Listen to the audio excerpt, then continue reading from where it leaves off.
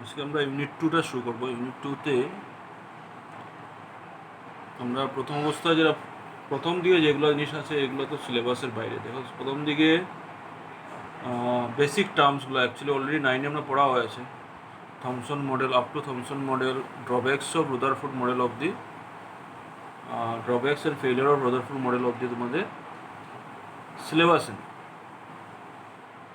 But these things are there in class 9 also. So the syllabus starts from some terms that you require to read. এইগুলোতে প্রথম অবস্থায় বলেছে তোমার first পয়েন্টটা যেটা আমরা লিখেছি যেটা হলো frequency. Frequency is given by nu, nu nu, which is reciprocal of time period. তো ফ্রিকোয়েন্সিটা তোমার reciprocal of time period 1/t, আর ফ্রিকোয়েন্সির তোমার এসআই ইউনিটটা হবে এসআই ইউনিট অফ ফ্রিকোয়েন্সি। তো জেনারেলি আছে 1/t, টি যদি সেকেন্ড ইনভার্স, এটা না লিখে এখানে আমাদের ফ্রিকোয়েন্সির জন্য আমরা যেটা টার্ম ইউজ করব এটা হবে হার্টজ, HERTZ, শর্ট ফর্মে হবে HZ। তো যখনই আমরা এটা মেনশন করব HZ মিনস আমরা ফ্রিকোয়েন্সি বলছি। Frequency is reciprocal of time period. আর নেক্সট টার্ম হয়েছে আমাদের ওয়েভ লেংথ। ওয়েভ লেংথটা হলো গিয়ে তোমার distance between two crest or trough. তো this part is your wave length. দেখো যে সমুদ্রেতে ঢেউ উঠে দুইটা ঢেউয়ের পিকের মধ্যে যে ডিস্টেন্সটা হবে দিস ইজ ওয়েভ লেংথ, বা between this two point this is also between this আর কল ক্রেস্ট অ্যান্ড ঢেউয়ের নিচের পোর্শনটাকে বলে ট্রাফ। তো এক্সট্রিম নিচের পোর্শন দুটার মধ্যে যে লেংথ হবে this is your lambda. Distance between two crest or trough is call wavelength. আরেকটা ফর্মুলা শিখছি, তারপরে হলো গিয়ে তোমার ফর্মুলাটা হয়েছে C equal to nu lambda. তো C equal to nu lambda, সিটা হয়ে গেল তোমাদের স্পিড অফ লাইট, আর C is the speed of light. তো স্পিড অফ লাইটের ভ্যালুটা তোমার মুখস্থ করতে লাগবো। এটা হলো স্পিড অফ লাইটের ভ্যালুটা হয়েছে 3.0 × 10⁸ metre per second. This is the speed of light. Nu তো তোমার নিউটা কী হয়েছে, নিউ ইজ ফ্রিকোয়েন্সি, আর lambda is your wave length. এখন তারপরে আরেকটা টার্ম মুখস্থ করবো যেটা হলো গিয়ে আমাদের ওয়েভ নাম্বার। এটাও পড়তে হবে। Wave number nu bar is 1/λ। তো 1 সেন্টিমিটার ধরে নাও, 1 সেন্টিমিটারে কতটা ওয়েভ লেংথ আসছে। তো লাইট এগুলো তো মাইনর থিং, সেন্টিমিটারের ভিতরে অনেকটা ওয়েভ লেংথ হতে পারে। যদি এটা 1 সেন্টিমিটার লেংথ হয় তার ভিতরে ওয়েভ কতটা আসছে।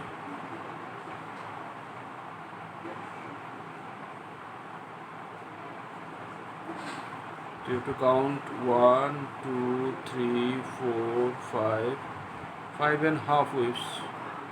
তো যতটা ওয়েভ হবে একটা ইউনিট লেংথের উপরে, ইউনিট লেংথ মানে 1 centimetre, it is unit length, তাকে বলেছে তোমার ওয়েভ নাম্বার। তো number of wave per unit length, number of wave per unit length, this is what is called your wave number. তারপর উপরের ফর্মুলাগুলো থেকে আমরা একটা নিউমারিক্যাল করব। তো কোয়েশ্চেনটা তোমাদের কাছে আছে, আমি কোয়েশ্চেনটা আমি পড়ে একটু solving that problem. Calculate the wave number. তো প্রথমটা যেটা ফ্যাক্টর, আমরা একটু calculate the wave number. Wave number is new bar and frequency is new.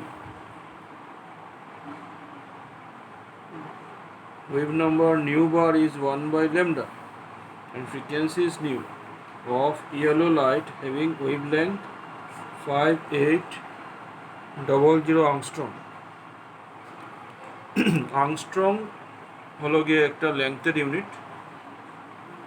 So আমাদের প্রথম শিখতে হবে 1 angstrom equal to 10 to the power -8 centimeter, that equal to 10 to the power -10 meter. So 1 angstrom in terms of meter, 10 to the power -10 meter. তো wavelength তোমাদের দেওয়া হলো গিয়ে 5800 angstrom। তো lambda equal to 5800 angstrom। এটা লিখো 5800 into 10 to the power -10 meter. এখন once we have the wavelength lambda equal to this, then we have to calculate wave number and frequency. So therefore wave number is 1 upon lambda.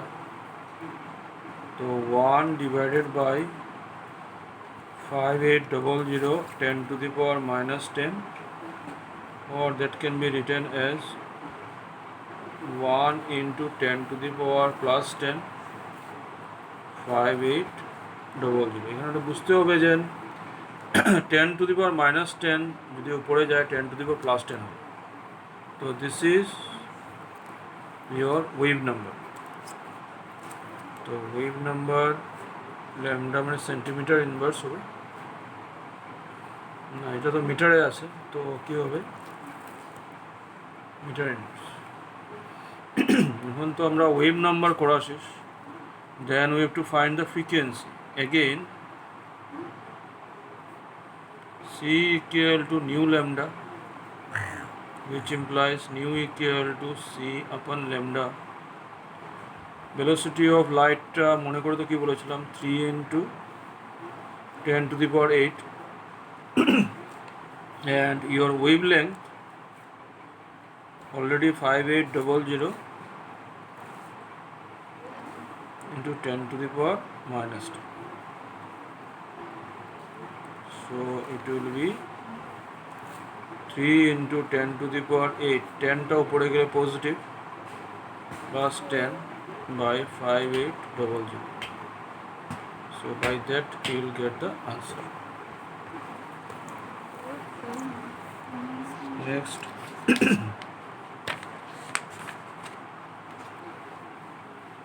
Next we are defining light. In light, what you have to read, light sometime it is called particle, sometime light is called wave. So in one way it is particle, one way it is wave. So light is just like particle, like that. And in another sense, light is a wave, like that. So some phenomenon can be explained the particle nature of light. This one, first one is your black body radiation. কিছু কিছু phenomenon আছে মানে তোমার particle nature of light. particle মানে কি তোমার এটা একটা particle। অ্যাকচুয়ালি আমরা যদি খুব ফাস্ট পার্টিকেলগুলোকে মুভ করাই একই লাইনে, it looks a continuous manner. In that case you can tell that one particle become wave. তুমি যদি শ্যুট করছো একই সাথে অনেকগুলো শুটিং হচ্ছে, তো that means that become a wave. তো এটা black body radiation particle nature of লাইটকে ডিসক্রাইব করবে। আর একটা পড়তে পারি এটার মধ্যে তোমার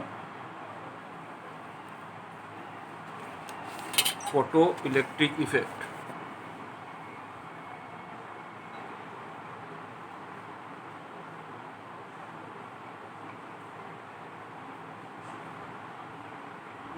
photoelectric effect.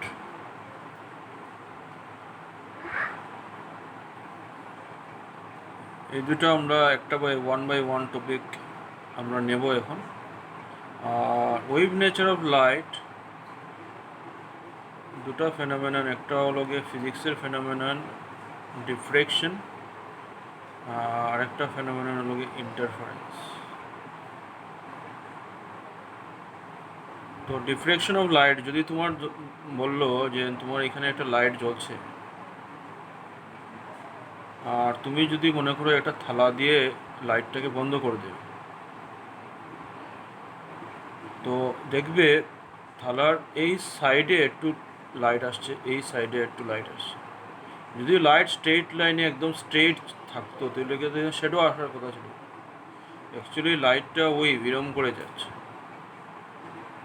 Some portion of it comes in the other side of that plate. So in that case আমরা বলতে পারি light is an wave. আর একটা ইন্টারফারেন্স ফেনোমেননটা এরকম, যদি তোমার একটা সমুদ্রের ঢেউ এদিকে এই ডিরেকশনে ওঠে, আর একটা ঢেউ যদি এই ডিরেকশনে ওঠে, in that case you have to combine them to give a larger wave.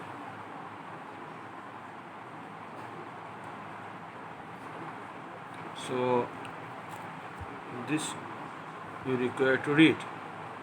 The first factor যেটা আমরা বললাম black body radiation, we are going to take this one, first one, black body radiation. Black বডিটা যে ব্ল্যাকই হইতে লাগবো তেমন কোনো কথা না। তো ব্ল্যাক বডি রেডিয়েশন বোঝার আগে আমরা একটা জিনিস বুঝলেই, if I take an iron bar like that, and if you heat that one, first it become red, then it become blue, then it become white. Heat করার পরে যদি তুমি বাইরে এরকম ছেড়ে দাও এটাকে, তো it will continuously emit the radiation, মানে রেড এটার বডির থেকেই মনে হবে তোমার একটা রে বের হচ্ছে। তো ব্ল্যাক বডির ডেফিনেশনটা আমরা এটা নিচ্ছি যে the body, ideal body which emits and absorbs all frequencies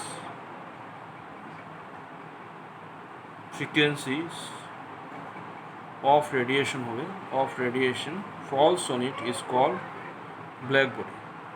The radiation emitted by such a body is called black body radiation. তো তারপর বলজম্যান ডিস্ট্রিবিউশন লর উপরে এই ব্ল্যাক বডি রেডিয়েশনের দুইটা গ্রাফিক্যাল রিপ্রেজেন্টেশন আমরা দেখছি। This is the first curve, this is the second. তো এখানের মধ্যে দুইটা টার্ম আছে গ্রাফের,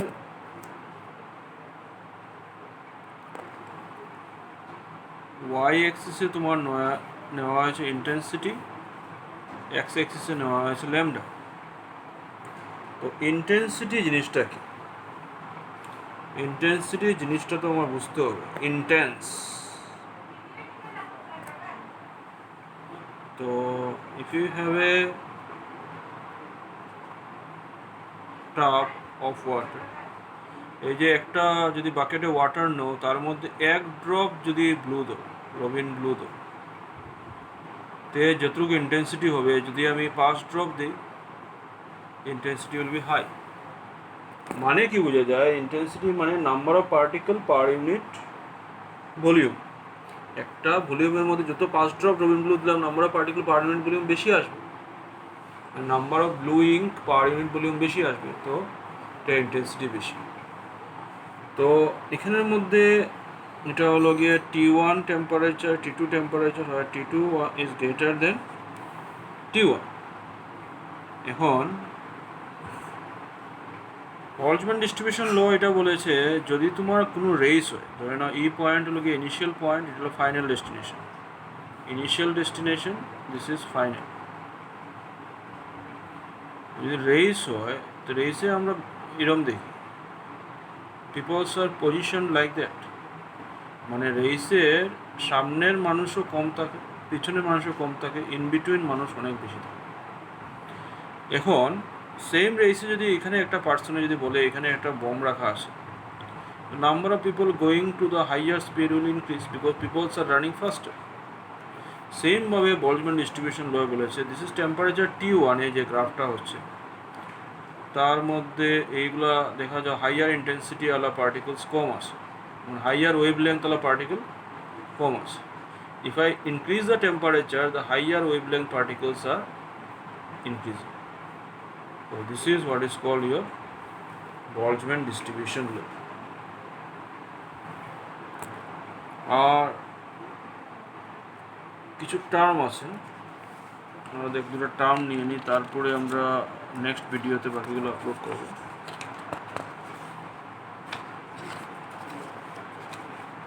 দুটো টার্ম, একটা হলো গিয়ে তোমার কন্টিনিউয়াস, একটা হলো গিয়ে ডিসক্রিট। কন্টিনিউয়াস আর একটা টার্ম হলো গিয়ে ডিসক্রিট। কন্টিনিউয়াস আর ডিসক্রিট। এখন আমি যদি মার্কেট থেকে রোপ কিনতে হয়, if you ask for 1 metre, তখন কী হবে, shopkeeper will give 1 metre. If you ask 1.1 metre, shopkeeper can give. If you can 1 metre to 1.2, this is can give. 1.25 meter can be given. So this process is called continuous, means whatever you want you will get. But same thing, if you want to buy samosa from a, যদি তুমি সমোসা কিনতে লাগে তোমার একটা মিষ্টির দোকান থেকে, তো তখন কী হবে, if you want 1 he will give, if you want 2 he will give, if you want 3. Now once you have said you want 3.2, he is unable to give.